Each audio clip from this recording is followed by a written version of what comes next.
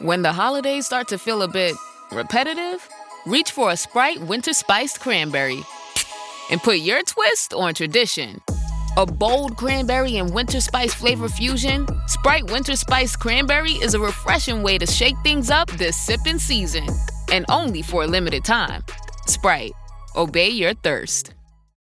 Every Who down in Who Newville liked the holidays a ton. But where to get great prices on gifts, they had no idea. None. They searched and they searched for great gifts under $25. Gifts for spouses and friends and even their toddlers. When suddenly one Who shouted, Walmart has what you want, knowing they have Lego, Tree Hut, and low prices to flaunt. So they enjoy the holiday season as Who's often do. Cheering and shouting, Walmart has incredible gifts. Who knew? Find gifts they'll love under $25 at Walmart.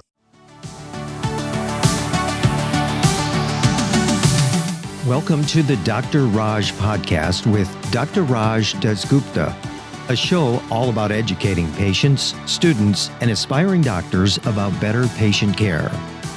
Dr. Raj is a quadruple board-certified physician and associate professor at the University of Southern California. He was a co-host of the TNT series Chasing the Cure with Ann Curry, as well as a regular on the TV show The Doctors. And now, here's our show.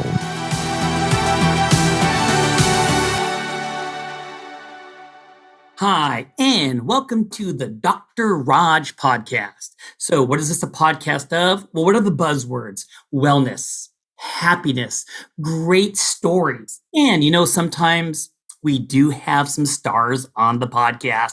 And today is one of those special moments. So let me kind of jump back in my time machine and say, when I was growing up, what was the hip music around my college era? It's something called ska music. And maybe my guest might talk about that a little bit. But kind of like in my scene, kind of like those cool kids, they loved ska music.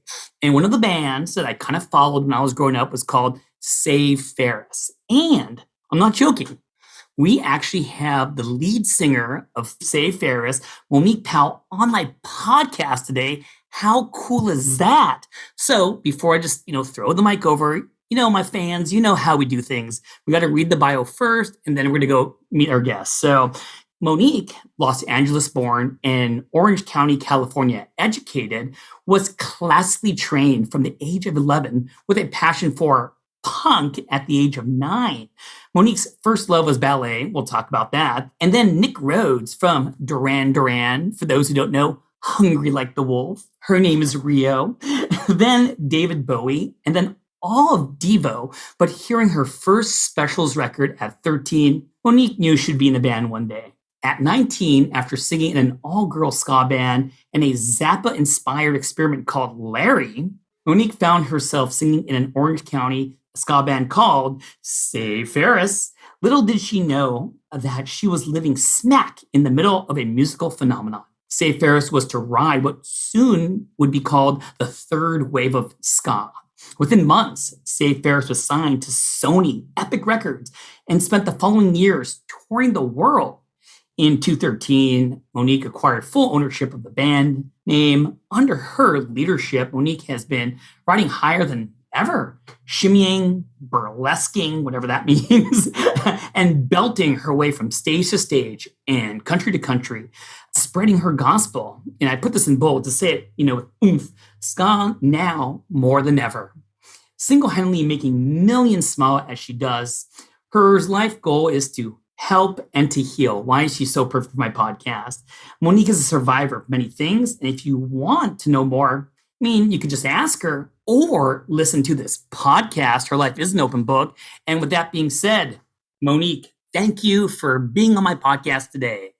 Hey, it's great to be here. Of course, I'm it's always nice when you see someone on the stage from many years ago and I'm looking at you.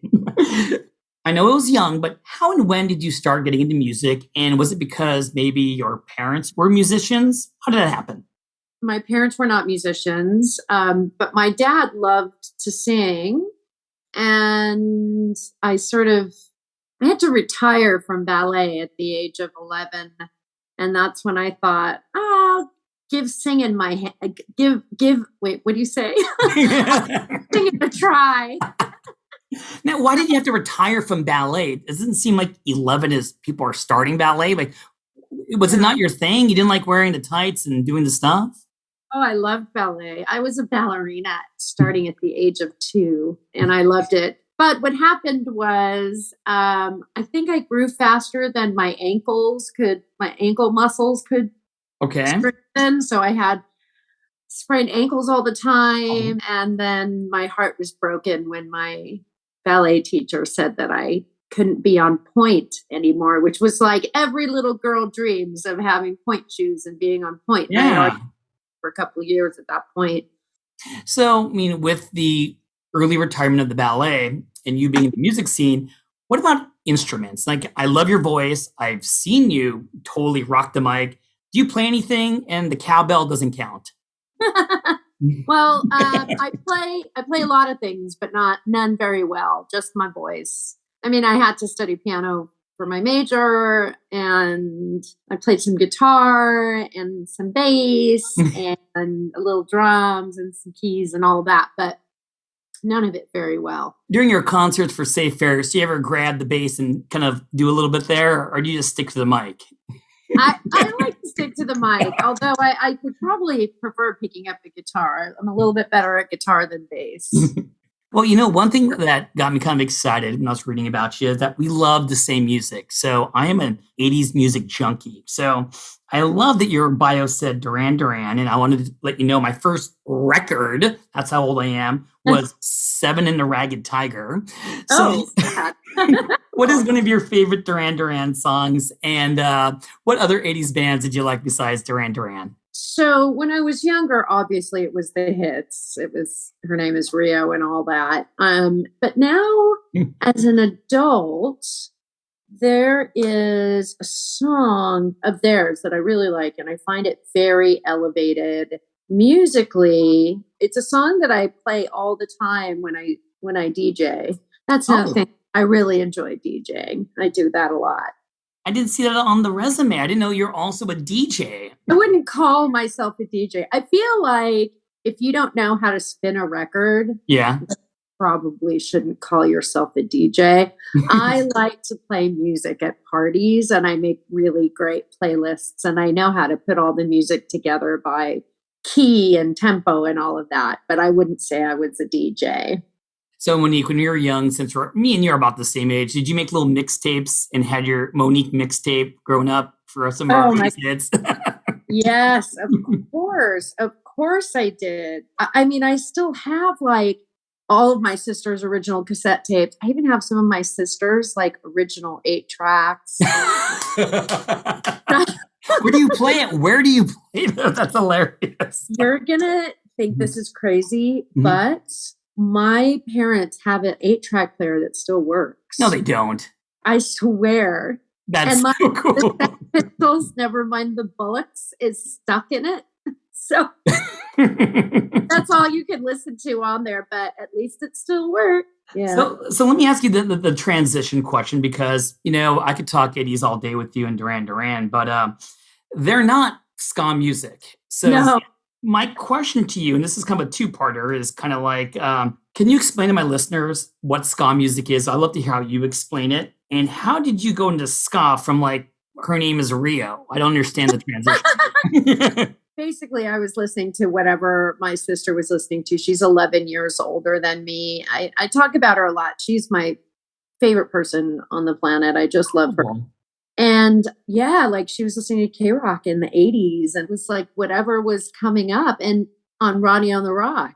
And Rodney would play all these British bands, you know, and so you know, Duran Duran, they're Brits. Yep.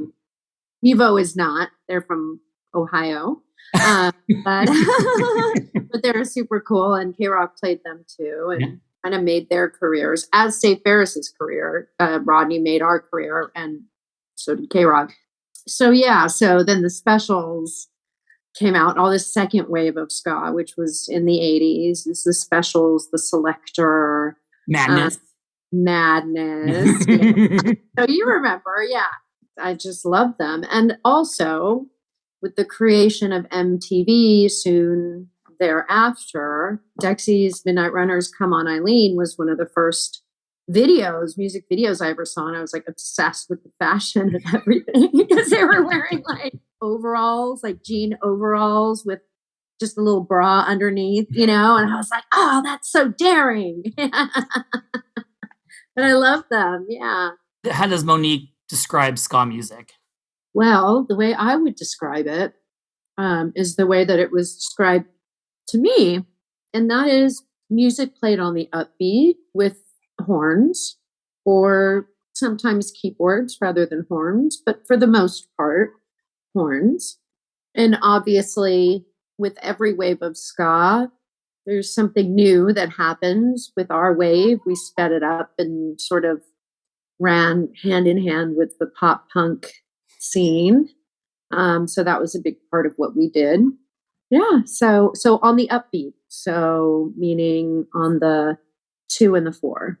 So were you kind of like in the high school band back then? And what was the plan? It wasn't like, hey, I'm going to graduate and make Save Ferris. How did you make that transition? What was the plan around that time? When I first decided I wanted to sing, I tried out for the talent show in like the 5th grade or something, or the 4th grade, something like that. Okay. And my teacher at the time was this really phenomenal lady who went on to teach at my elementary school for many, many years and put on a talent show every single year that she worked there. And basically like just out of the love of it, like that wasn't a part of her job description in the beginning. So she would put on these amazing talent shows. And I was like, oh yeah, I'm gonna audition to sing in this one. So I was always dancing in all the other ones. So, and badly at that. So I was like, okay, I'm going to try out. And I sang that song from An American Tale, that Somewhere Out There song. Oh, the slow one. Oh. And I was so nervous and I thought I really knew what I was doing. And I got one line. I got to sing one line in the finale. And I'll never forget it because at the end of the show, I overheard my parents talking to her, and I literally sang one line solo in the whole show. I hear my parents talking to her. Her name is Judy Easterly, and she's my friend on Facebook, and I love her, and she's so supportive. But my parents were talking to her, and I overheard them say, "So, do you think she has what it takes?" You're putting her on the spot. Wow. That one line, I heard it. And then my sister, I recently found out, was my sister. My sister was a high fashion model overseas for a number of years. And she was living overseas and decided to be my benefactor and paid for me to take voice lessons. I was already taking voice lessons. And the voice teacher that I had, I loved so much. And we were doing pop songs and stuff. But then one day, she was like, do you want to hear what I do? And I was like, of course. And she gave me a cassette tape. On that cassette tape, that was like her demo. And it was her singing these, operatic standards like Un Bel Dì and O Mio Babino Caro and like stuff like that. And she's an opera singer and I didn't even know. And I was like, wow, I want to do that. I fell in love with it. And so from there, that's when I started studying opera. Even from a young age, I was already studying operatically, but I was in choir at school. And I know, and I went to Pacifica for like 2 years in Garden Grove. And then I found out that there was a performing arts school that was pretty much a publicly run school. I mean, it's not like we were rich, so I wouldn't be able to go to a private school or anything like that. And I thought, I'm just going to audition. So I did, and I got in. They didn't have a classical department, but they had a musical theater department. And they did Sondheim, which is basically light opera. And so I was like, I'm doing it. And so that's pretty much when I found myself and my people and my scene. And I was in choir there too, but also in the arts program and doing all the other stuff, doing incredible musicals and yeah. So then I went to Cal State Fullerton. And when I was in Cal State Fullerton was kind of when all my friends were getting into bands and I started to go to shows. And because I was living on campus, I was living away from home. So I was just like partying. I was like going to queer shows and like going to like every punk show that came through, Descendants and Adolescents and you name it, I was there. And and all my friends were getting into these ska bands. And I was like, that's not ska, because it didn't sound like the Specials. And I got to interject, the Specials, my favorite song of all time, and it could make the top 10, is Pressure Drop. I love that song so much. And it's such a happy song. You know what I mean? Yeah. Oh, Neville, one of the singer from the Specials, one of them, Neville Staple was on my last EP with me. We did a song together. Yeah. And I just moved back here from England. I was living in England for a while. Okay. I have in Birmingham, which isn't far from Coventry, which is where Neville is from. And also the Selector is also from there. And I would hang out with Neville. I'd go to his house and hang out with him. And sometimes I would just be sitting in his house and he'd be just singing Special songs. And I'd have to pinch myself a little. Or you'd see this photo on the wall of like him and Pauline Black from the Selector and from like the 70s. You see it on the wall and you're like, pinch, pinch. So it was really cool. I got into an all-girls ska band, but it was very traditional first wave ska, which was like covers of My Boy Lollipop and the influence on that music in Jamaica was American pop music from the 50s. Okay. Like Bob Marley his first band was supposedly a ska band. That's what I've heard. Before he was Bob Marley making reggae. So ska is the predecessor to reggae. And reggae is also played on the upbeat. Yeah. A little stonier. Dance hall music is very much ska-ish and all that. So I was in that all-girl ska band and we were adorable. And I don't know, somehow my world sort of collided with all my friends from high school, and they were all getting into bands, and then we'd introduce each other to each other. And then one day my friends were just like, you need to come and sing in our band, Larry. And I was like, Larry? And I loved Frank Zappa. And they were like, we love Frank Zappa too. You need to be in our band. So I was sort of a secondary singer in that band, and it was very fun. The guitar player, Cliff Barrickman, went on to become one of the founding members of Finding Bigfoot, the television show. Really? Yeah. He's one of like the foremost researchers of Bigfoot phenomenon in the country. That is nuts. I didn't even see that coming. You just threw that curveball. So random. But it was still like when I heard him on the Art Bell show, I just about fainted. Right. Yeah. Like that, like late night Art Bell, all like the UFO people and stuff calling in. It was, and Cliff was literally a guest on the show. It was the coolest thing I've ever heard. So anyway, so that's basically the story. That's how I got into it. Well, let me ask you the obvious question everyone wants to know. Does everyone in your band love John Hughes films? And is Ferris Bueller's Day Off their favorite film? Is that part of the prerequisite to be part of the band? The first incarnation of the band, yes. We all loved John Hughes films. Okay. The band has been through a lot of personnel changes since 95. Basically, I'm the only original member left. Which is fine, because we're still making people happy. And that's really what matters. But yes, John Hughes films all day, all the time, always. And for those who don't understand why I said this, my peeps, because Save Ferris from Ferris Bueller's Day Off, just want to throw that out there. But I want to ask you this question too. So you kind of alluded to it a little bit, but your big coming out hit was obviously Come On Eileen. There is a lot of 80s bands back then. Why Dexy's Midnight Runners? Why not Flock of Seagulls? Why not Tarzan Boy from Baltimore? Why this one? Well, that's a great question. And when I was a little kid, I just remember one of the first music videos that I saw on MTV was for Come On Eileen. And I was like obsessed. It was the happiest song I'd ever heard. And everybody in the video was so cute and stylish. And I just wanted to be them. Coincidentally, I believe Dexys is also from Birmingham, where I was living. No way. I mean, I would have known.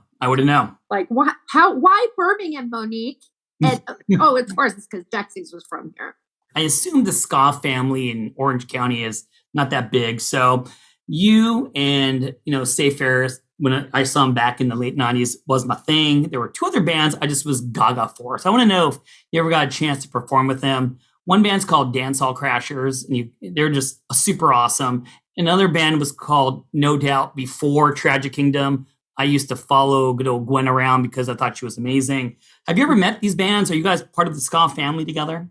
Well, Dancehall Crashers was definitely an early influence for me. I love them. And every once in a while, I'll see Karina around. Nice.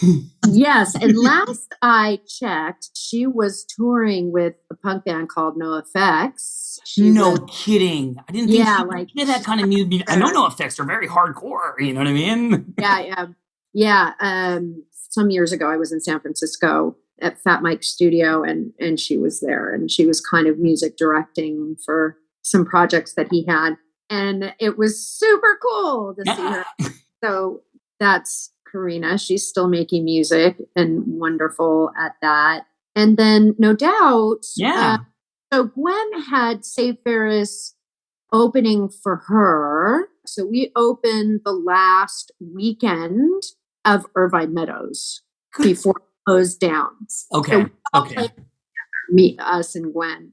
Mm-hmm. We shut down Irvine Meadows, which coincidentally was where I saw my first concert, which coincidentally was Duran Duran. Does it ever feel like you're a marketing professional just speaking into the void? But with LinkedIn ads, you can know you're reaching the right decision makers, a network of 130 million of them, in fact. You can even target buyers by job title, industry, company, seniority, skills, and did I say job title? See how you can avoid the void and reach the right buyers with LinkedIn ads. Spend $250 on your first campaign and get a free $250 credit for the next one. Get started at linkedin.com/campaign. Terms and conditions apply. Oh, Hilton stay, oh, Hilton stay. Your beds are soft and cozy. No lumpy couch, no stiff futon, no shower line at crack of dawn. Oh, Hilton stay, a holiday you're saving. When you want holiday comfort you can count on, it matters where you stay. This season, enjoy spacious, comfortable rooms and friendly service when you book with Hilton instead. Hilton for the stay. I wanted to ask you, but we're talking music, but I do know you've been in a movie, and it's somehow you pick these iconic movies that people grew up with, like me. So how was it being in 10 Things I Hate About You? Did you like being your cameo in there? Was it nerve-wracking being in there? It was, okay, so it was nerve-wracking only because, oh my God, here we go, full circle again. So I believe that was the Vans Warped Tour that we were on with the specials. I love how it comes together. Isn't that crazy? Yeah. What year was that? Like 96, 97, something like that. Around there. Yeah. So we flew to Seattle on a day off to film that prom scene. And I just remember like it being a very long day. And I was annoyed by the fact that people were having to dance without any music. Have you ever? It's so bad. How dare you? Yeah. Do that to people.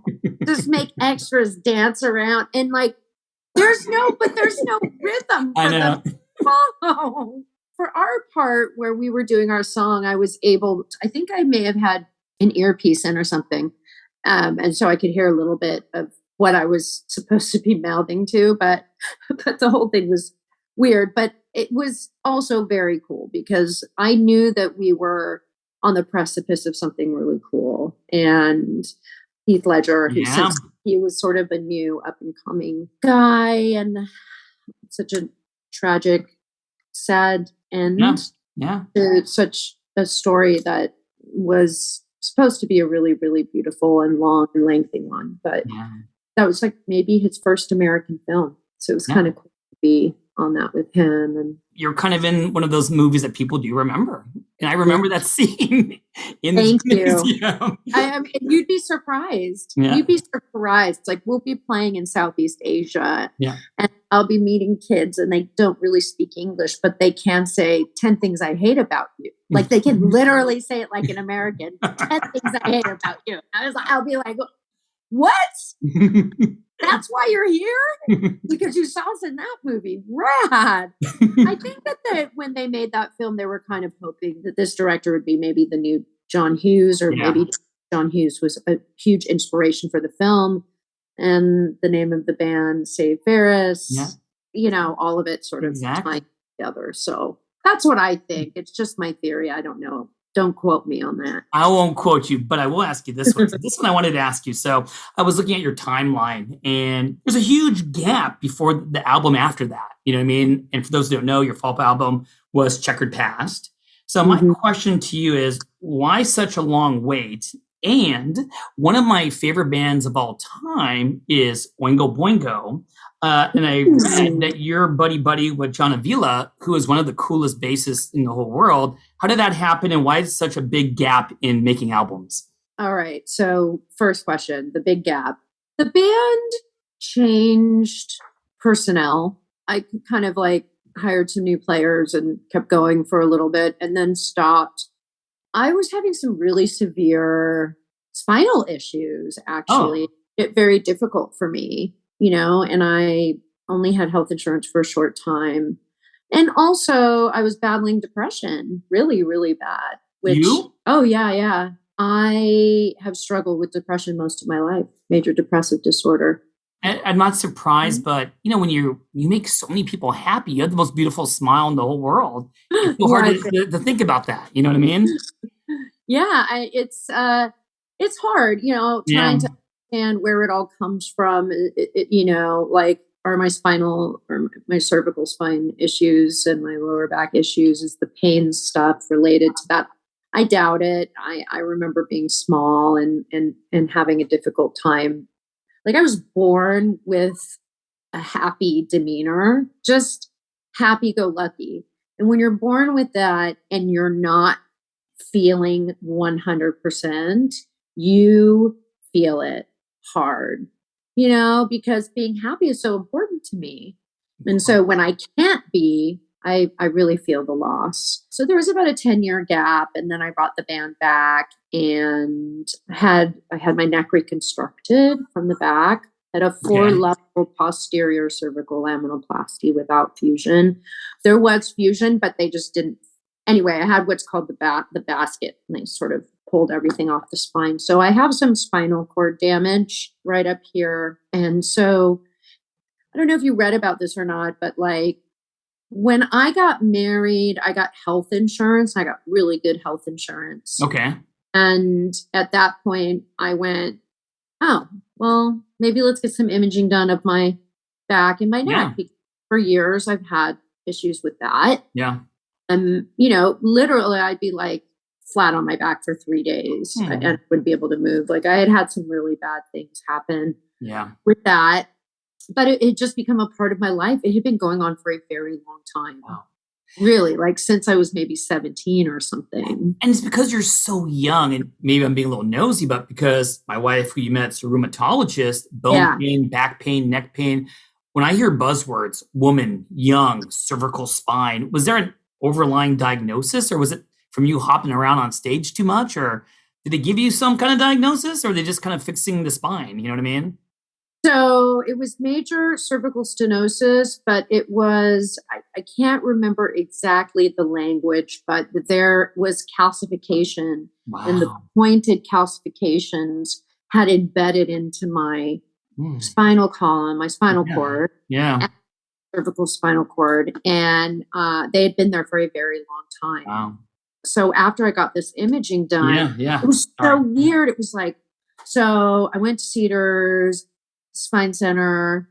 I saw this doctor who was super cool, but I was sitting on the bed, on the medical bench or whatever. Yeah. And he comes in, he pulls up my imaging and he goes, your name's Monique Powell? Yeah. He goes, hold on one second. nurse, calls the nurse, and nurse, I need Monique Powell's imaging. She goes, that is Monique Powell's imaging. And he's looking at my neck, and he goes, wait. This is her. Monique, how old are you? And at the time I was like 33 or something. And he goes, 33. He goes, what do you do for a living? I said, I'm a singer. And he just sort of put his hands down and turned toward me, and he goes, we need to talk. That I thought that was the MRI of an 85-year-old woman. Oh my God. And I thought he was talking about my lower back. I didn't realize he was talking about the back. Jesus. So I was like, oh, okay. So do I have a slipped disc in my lower back or something? He goes, no. We're going to talk about that later. We need to talk about your neck right now. Wow. And, so what he was saying was, at the time, it wasn't common for them to do this surgery from the back, particularly not on someone who was younger, because of the like residual sort of wear and tear above, below the screws and things that they were putting in the neck. Sure. Yeah. Pull it off the spinal cord. And he said, you need to get some other opinions. Don't let me be the only one, because for this surgery, we go through the front. It will be a 3-level or a 4-level. Sure. And you may never sing again. But, and that would give me a little depression right there. That's pretty messed up. Well, oh my God. I have the permanent like hyperreflexia in my knees and stuff, and the neuropathy. So I was already having trouble walking my right side at that point. I just thought I was clumsy. But then when they were like doing the little walking test, I'm all, whoa, I'm not drunk. I swear. I'm laughing. They're not laughing. I was like, I thought it was a joke. Like, I thought, oh, there's no way. Like, I'm going to have a surgery and I'll never see again. That's never going to happen. And I asked my sister to come with me to my third appointment. And I remember afterwards, her and I just sitting in the car, and it was real quiet. And we just looked at each other like, oh my goodness, this is getting real. So after getting all of these other opinions, I went back to my first doctor, Dr. Hyun Bae at Cedars. He got a group of nice people together that were experts in their field, neurologists and orthopedic surgeons and lots of all of that. And, like, we didn't know after the surgery if I was going to be able to walk, because the nature of like what was going on with the spinal cord and all of that. And I could I could sing. So I was like, I'm bringing the band back at that point. I'm bringing the band back. and I'm so glad you did. And I want to make sure I just touch a little base on it. No pun intended. Bassist, Oingo Boingo. I'm going to their Halloween show this year. Danny Elfman's coming back, and it's at the Hollywood Bowl. Yeah, me and my wife are going. I'm super pumped because Boingo hasn't reunited in a while. Yeah. I mean, if you want to come, I'll invite you with my wife and all and bring some friends. But how did you meet the bassist of Oingo Boingo, and what part were they in getting your album, Checkered Past out? Here is where things come around full circle again. So I'm like, I brought the band back. Now I need to do an album. And I decided to do a 5-song EP because that was what we did with the very, very, very first Save Ferris. Introducing Save Ferris. That's correct. So I'm like, oh my God, who's going to want to work with me on this? Holy crap. So I called my friend, Scott Barrett. I'm like, dude, do you know of any producers that would want to work with Save Ferris right now? And he was like, call John. I was like, who? John Avila. What? Do you have his phone number? Yeah. So here we go. When I was 18 years old, the first album I sang on was Real Big Fishes, Turn the Radio Off. Oh, it's a hit. He has a girlfriend now. Yeah. And John Avila produced that record. Oh, no way. Yes. So I called John and I was like, John, it's Monique from Save Ferris. I don't know if you remember me. You probably don't. He goes, oh, I absolutely remember you. And I was like, you're hired. He is literally one of the nicest people you'll ever meet, and encouraging and warm and just so lovely to work with, and treats everybody beautifully. And his daughter his whole family, like all his kids are musical. And his daughter has this beautiful voice and sang most of the harmonies on the EP. And so it was like a family affair. I love it. Now, I want to make sure I get a couple other questions there because I told some of my fans who listen to my podcast, I'm going to be interviewing you, and you still got a lot of people that love you. So 2 questions my peeps want to ask you. Number 1, what is your favorite concert moment? Do you have a favorite moment when you do your concerts that always stick out in your mind? It's that part like in the middle of the show where we're playing I Know, and there's this musical interlude in the middle. When I first brought Save Ferris back, there was a band that I had put together, Patrick Ferguson, who came up with the saying "Ska Now More Than Ever," and Gordon Bash and Joe Barry and Brandon Dickert, and they were instrumental in creating the show that we have now. And there's this really dynamic part in the middle where just it feels like everything comes together perfectly. And then right at that point, everything stops and I drop my dress. What? I didn't see that go. That's the term burlesque. Oh, hey, you brought it all together. You brought it all together. And there are clothes on underneath. Oh, just so okay. Here's another one from one of your fans. I wanted to ask you, when you do perform, what song pumps you up the most when you perform it on stage? And I wanted to ask you, I'm going to throw my 2 cents in there. My favorite song from Save Ferris, and I hope this is your answer, is "The World Is New." Is that your favorite song that pumps you up? Or what is it? No, I do. No. Everybody loves it. Everybody loves it. And we open with it a lot. Okay. Because we really love it. That's a good question. I mean, we were covering a Dead Kennedys song, and that was my favorite because it's like Gordon Bash did this like arrangement of this like ska version of this. It's really good. But it's still punk and hardcore, pre-hardcore, and I really like it. I like doing I Know.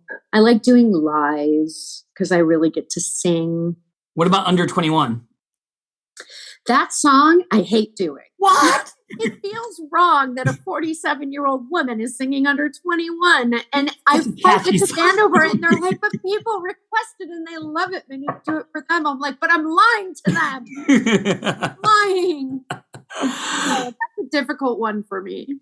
Okay. Spam, the song Spam. Yeah.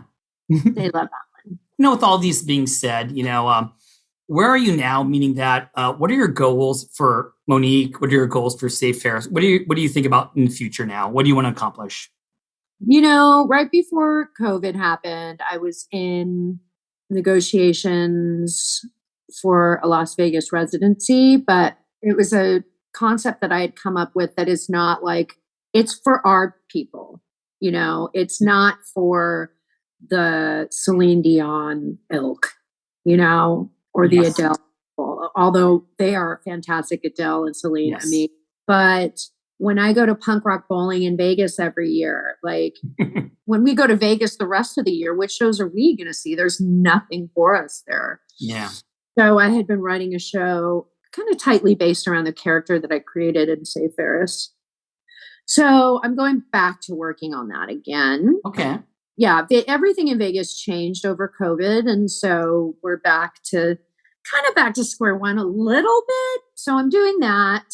I'm also working on some endorsement deals and some marketing plans for some partnerships with some companies that I can't talk about yet. Well, what about the album? Is there going to be another Save Ferris album? That's the main question.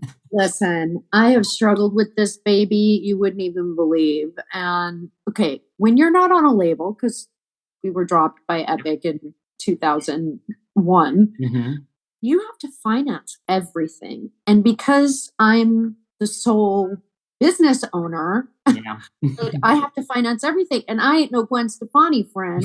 Like, I'm lucky that I can string together some months in which I can be productive and be happy and work. I just went through like a major lull in which I had to change all my meds, and like life just became very difficult. A lot of changes when I moved back from England, and also when I was in England, I got really depressed over COVID. And life stopped for me, and I don't want it to. That sort of compounds the depression, when I'm not able to work. It's like, oh my God, why don't I have any energy today? So I'm just sort of getting back on the horse again. I'm feeling good. I'm eating better. I'm working out, and I have booked a show November 18th, headlining the Anaheim House of Blues, and you better be there. I mean, I will 1,000,000% be there. When I got to see you literally like 6-7 feet away from me singing with the piano, you know what I mean? There was a small part of me where I had to pinch myself, but I wanted to yell out, "The world is new, the world is new." I wanted to get the whole crowd going, but your voice is beautiful. My wife, never got a chance to hear the slow songs, and you're a great singer. You kick some ass, dude. Yeah. I mean, when we were talking about my favorite songs to do, it's like, we do this thing where it's let me into lies. And it just allows me I get to be a little bit self-indulgent and sing, because I liken it to being a runner. What I've heard from people who run, because I only run if something's chasing me and it has to be a zombie. Otherwise, I'm out. But you hit this spot in which everything feels right. And that's what I liken to when I get to sing and show my chops a little bit. It's not just about showing off. It actually feels really good. It feels good. It's a good kind of drug. And it is. It's not like an endorphin-y drug either. Yeah. It's like a universal loving presence kind of drug. I don't know how else to explain. No, it's well wordsmith on that. Yeah. I want to make sure I mention Pelican Cove, and I wanted to ask you this because that's the opportunity how I got to meet you. It's for those who don't know what it is. It's a charity event. It's an organization, and they really are centered on mental health for people who don't have the means, the finances to get it. So, I didn't even know anything about depression and you, and I'm so happy you shared that because I didn't know. So, is this one of your passions? Yes, it's a passion. And that night, I was literally on a train on my way back to LA from San Diego when my best girlfriend texted me and said, "Oh my God, I forgot to remind you the Pelican Cove fundraiser is tonight." And I was like, "Oh my God, what time?" And then she told me, I was like, "I have to be there." And she goes, "I know you have to be there." Okay. I didn't have time to really put on my eyelashes and all that, Or the red hair. Well, that only comes out for Maine's sake. Yeah, literally, she picked me up at the 3 train stations down from right after she texted me. Yeah. And she picked me up. We ran to the house. I tried to figure out something to wear and then ran over there because I just wanted to be a part of it. The plan was not that I was going to sing. There was no plan for that whatsoever. I just wanted to be there to support my friends and also this cause that I've only learned about since they started planning this fundraiser. And my best friend, Piper Ferguson, is very good friends with the woman who was hosting the fundraiser. So when she first told me about it, she was like, "You need to look this up and Google it. This is something that could potentially change everything for people like us, for people like you, Monique." Because so many musicians, can't afford health insurance. I grew up not being able to afford health insurance and not being able to get the care that I so desperately needed. And I'm one of the lucky ones because I get to live to tell the story. So many of us don't. No, you're right. And I'm tired of seeing my friends die. I'm tired of seeing my friends die of addiction and depression, and because of stigmas, because of lack of funds, because of lack of funding, because of lack of health insurance. I'm tired of it. And so I don't want to see another one of my friends die or my peers. Enough. So when they asked me to sing at this fundraiser, I was like, all right, let's make it a fundraising effort. And we raised all this money. Are you sure it wasn't you that donated all the money? Well, as soon as my wife was next to me, I'm like, open up that phone because we had to Venmo something in there. But I'm not joking, everyone who's listening today.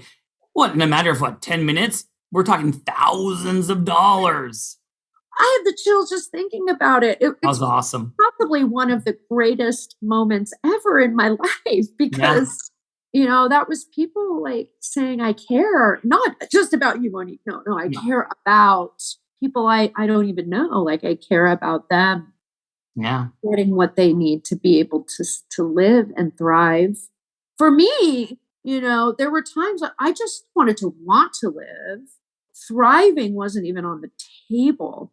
And so the fact that there were people there who were like, not only do I want people who suffer to live, but I want them to thrive was just like, I will sing whatever you want. What do you want me to sing? The world is new. I'll do it. But I didn't. I did Come On Eileen because no one requested it. But a version of it that was so awesome. And then to be in the room and you kind of threw the chorus our way. Everyone knows the chorus. And I just kind of looked around. I'm like, this is nutty, cool, awesome, teary moment. I loved it. And to have Langdon on piano. It was Langdon's idea for it to be this like inside the house, not on the stage, on the grand piano. Yeah. With everybody sort of huddled around. Yeah. I'll send you some video Piper took. It's really cool. No, do it. I just want to make sure I wanted to ask this to you, which is there are a lot of people out there that want to be in a band. They want to be the next Monique Powell. I mean, people at this event, there were 13-year-olds singing. So my question to you is, do you have any words of wisdom for people who aspire to be like you? Okay. You got to get some grit. And this is because I never had it. And that's why I'm saying the way I think a person gets grit is not through struggle. It's through who you surround yourself with.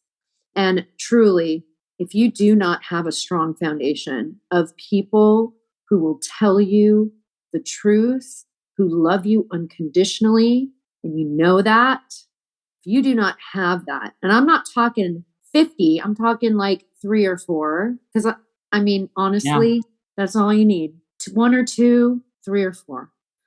If you don't have that, you need to get that first. Okay.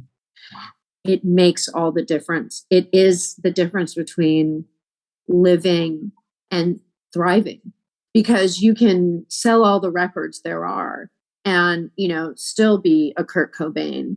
At that point, if you're gone, how can you say that I made a difference? You're gone. You made a difference when you were alive to all of us, but like, we can't tell you that anymore. I came into the industry and I had my own issues. I didn't have the vocabulary to describe how I was feeling, and I didn't know how to ask for help when I needed it. So things became very difficult for me at times. So yes, so that's it. And also get lessons.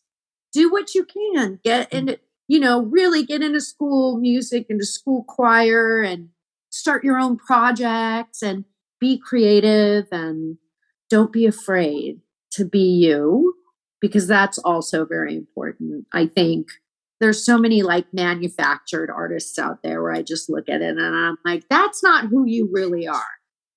I want to see you. Yeah. All of it, warts and all. I want you to be you. You're beautiful just as you are. So, and there's something for everybody in this industry. Anybody who loves it enough and is willing to work hard enough can make it.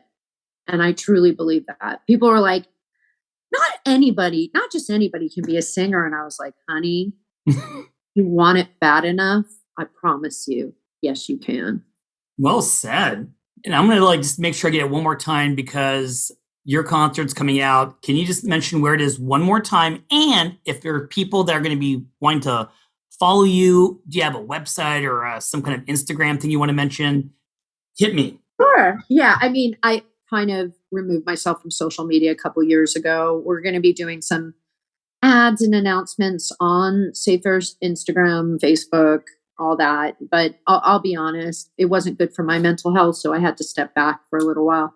Anyway, doesn't matter because Save Ferris is playing at Anaheim House of Blues. We're headlining November 18th, which is a Friday.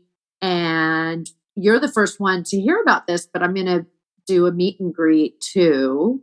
Oh, selling tickets for a meet and greet, baby. We'll hang out a little bit before the show. We'll do a little Q&A. You'll get a free poster, hopefully. Nice. Yeah. And then you get like first entry. So you get to be at the front. But I believe we're only going to do 25 tickets for the meet and greet. Okay. So we're going to put that on the podcast show notes. This podcast will definitely come out before the show. So we can pack that house even more. That's going to be packed anyways. And I just want to take this time to say, Monique, you are super duper awesome. And I'm really happy you're healthy. You're still singing. It was such a treat to meet you. And thank you for being on the podcast today. Thank you for having me. What an honor. I had a great time with you today. Thank you. Well, everyone, thank you for tuning into the Dr. Raj podcast. I hope you learned a lot about ska music today and just, hearing great stories. This is why we had Monique on the podcast, because she's just an amazing person. Stay tuned again for a podcast coming every 2 weeks. See everyone later. Thanks for listening. This has been a production of Ars Longa Media. Our producers are Madison Linden and Chris Brightigan. Our executive producer is Dr. Patrick Beeman. This podcast is for educational purposes only and not intended for medical advice. Ars Longa, Vita Brevis.